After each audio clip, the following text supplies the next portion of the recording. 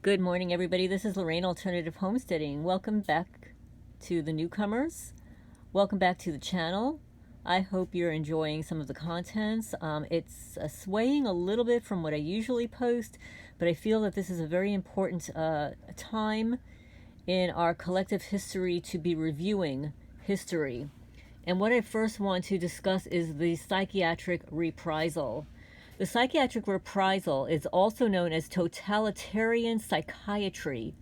It was in the communist Soviet Union, China, and now in modern America.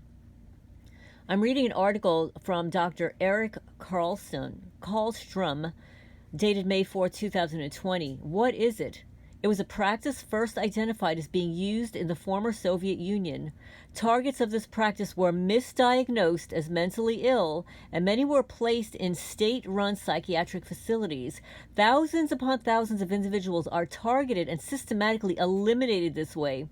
Before the practice was brought to the light and drew international attention.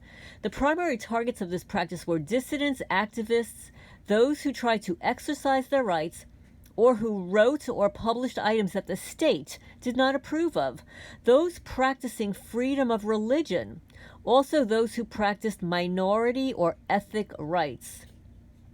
The practice was brought to the attention of the United Nations in 1969 and brought some condemnation in 1974, but this did little to change what was happening.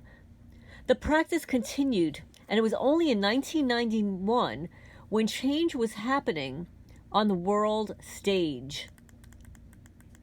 This issue was again examined in more depth, and the practice seemed to have diminished. Russia is not the only country to have used this practice.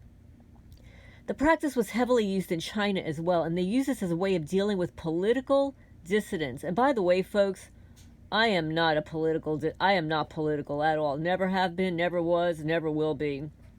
What was interesting about the research into this practice is the idea that a whole field of professionals can become corrupted and misguided in their views, believing that any form of dissidence is a mental illness. And I will assert that I am ashamed and embarrassed to be not a part of the psychiatric community. I am a health psychologist. And I would never misdiagnose an individual as being mentally ill for the sake of a gift card or being corrupted.